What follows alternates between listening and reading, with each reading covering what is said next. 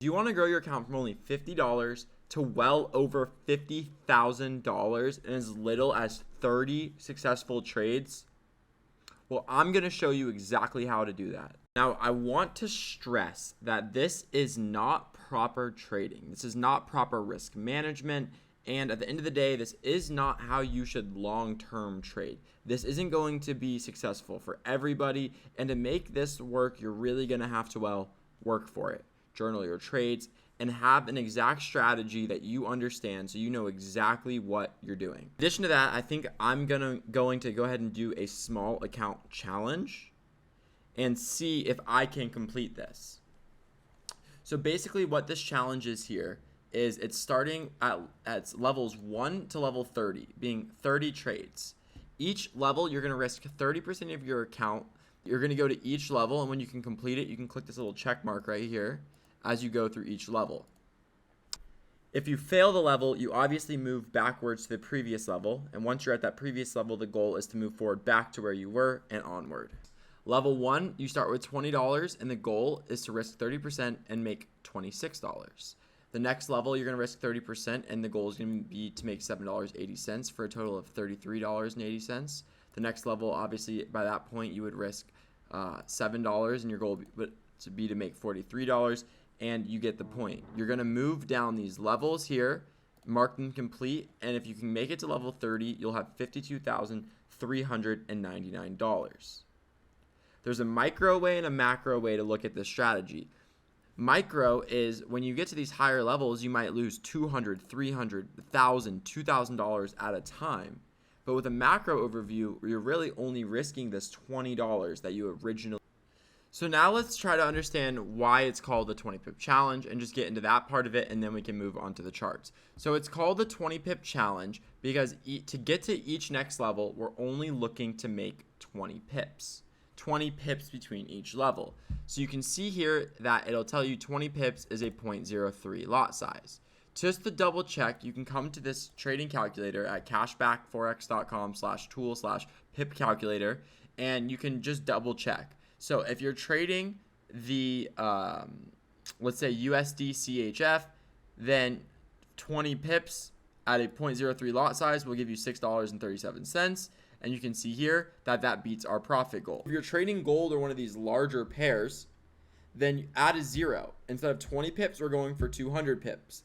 Throughout this video, I'm going to keep saying 20 pips, but what I mean is 200 pips. If you were to only make 20 pips on gold, you would have to risk 30 units. But on gold, 20 pips is basically the same thing as 200 pips, in which case you're only going to have to put up 3 units. But what if you're on an indice? Let's say you're on NAS 100, which is my favorite indice. So you can see that it's going to be 3 units, or we're looking for 200 pips. So look, it's all said and done. It's just really important. You come to this calculator, you make sure you understand what lot you're risking to make the goal with 20 pips. And if you're on indices or gold, you're going to be looking for 200 pips. You're going to have to use some common sense. Obviously, you're not going to be making 30 lot plays on indices. 3 lots, is already a lot and it moves quick. So indices and gold might not be the best for this strategy, but if you're trading on like a 15-minute time frame or so, it shouldn't be a big deal. Now that we understand the 20 pip challenge in its entirety, we'll do a quick recap and then we'll move on to the charts, and I'll teach you guys how to actually trade to get to each next level. So recap the 20 pip challenge. There's 30 levels, and to get to each next level, you're looking to get 20 pips. If you fail a level, you go back to the previous level, and then you move forward and forward and forward. Right here in column C is how much of your account you're risking. That's always 30%, so that's not very important. And column D is how much money you want to risk in each trade. That way you only go back to the next level. Okay? So essentially, you're always going to kind of need to get a 1 to 1.33 RR in order to move to the next level. Okay, in column E is how much money you need to make to move to the next level. And again, we're trying to do each level in one trade, and it'll tell you exactly we're only ever going for 20 pips. So you're going to always adjust your lot size in order to where you just need 20 pips. So it's pretty simple. You're moving from level to level. It's 20 pips per level. Change your lot size to make sure that you make enough money per level. So let's go ahead and look at the chart, and I'll show you guys exactly how you should trade to get from level to level. Gold was looking really nice, so let's mess with gold. So here we are on gold.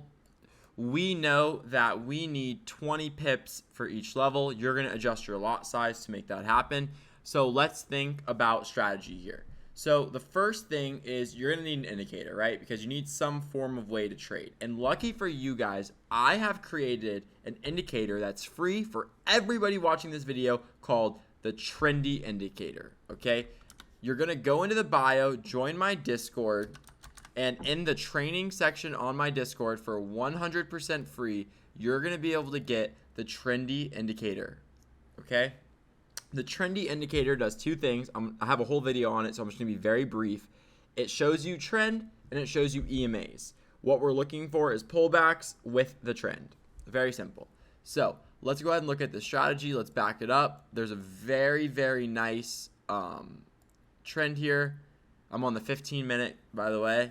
And look at this very nice trend going all night long. Okay. So let's go ahead and take a look. All right. So at the top of the screen here, you're going to see these arrows. Green arrows mean upward trend.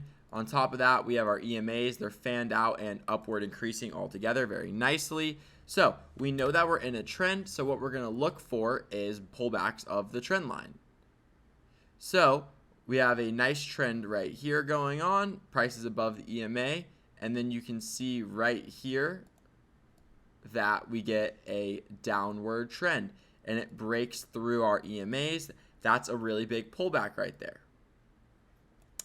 At this point, we know that we're in an upward trend. We can see that our EMAs are fanned up nicely. Prices above the EMA. We have this green trend indicator at the top of the screen here. So you can see here that we have a downtrend during our uptrend. We have two right here. So the first one, we have this break right here. It breaks down.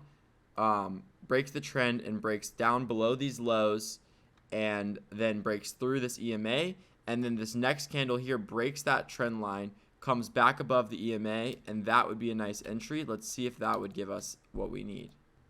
Perfect. So it does. So that gives us our 20 pips right there.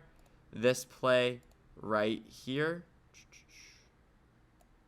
is more than 20 pips. So at this point, we would now be on to level 2. And actually, right after we pass that, we get another huge trend break. This one goes through both EMAs. At this point, we're waiting for it. Look here, we get it breaks the trend line. It breaks above.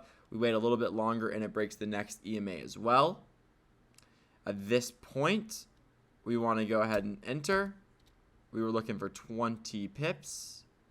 And you can see it gives it to us right there. But now I'm wondering, would this get stopped out? Because we have a maximum risk amount for each trade. And we're going for around a 1 to 1.3 ratio. So let's see. 20 pips would be right here. So our stop loss would be right there. So if you entered at the very top of this candle, you actually would get stopped out right here, and you would be back to level 1. No big deal. Let's keep looking. Price would go down, and then it would come back up, so you would probably want to re-enter. Same exact situation. Let's clone that. At this point, you would be, you're back on level 1. You enter at the next close of the next candle because you're like, what the heck? That was BS. I got wicked out. You re-enter because you know what we're doing here. We have a strategy. We know that we're trading the pullback. That was a clear pullback. It broke above the EMA. We know what we're doing. We got wicked. And there we go. We're back to level 2 right here. So now we're waiting. We're waiting. We get another pullback along this line here. Big one all the way from here to here. At this point, we get it breaks below this EMA and the pullback breaks back above the EMA, and we get a nice entry here. Let's clone this and bring it over.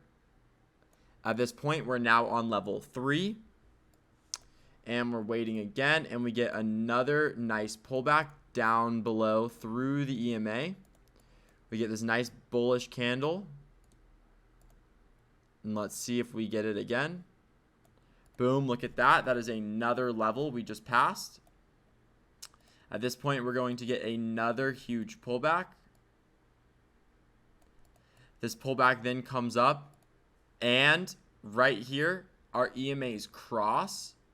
So now, basically, we're no longer interested because we like it when all the EMAs are fanned out, like in these scenarios.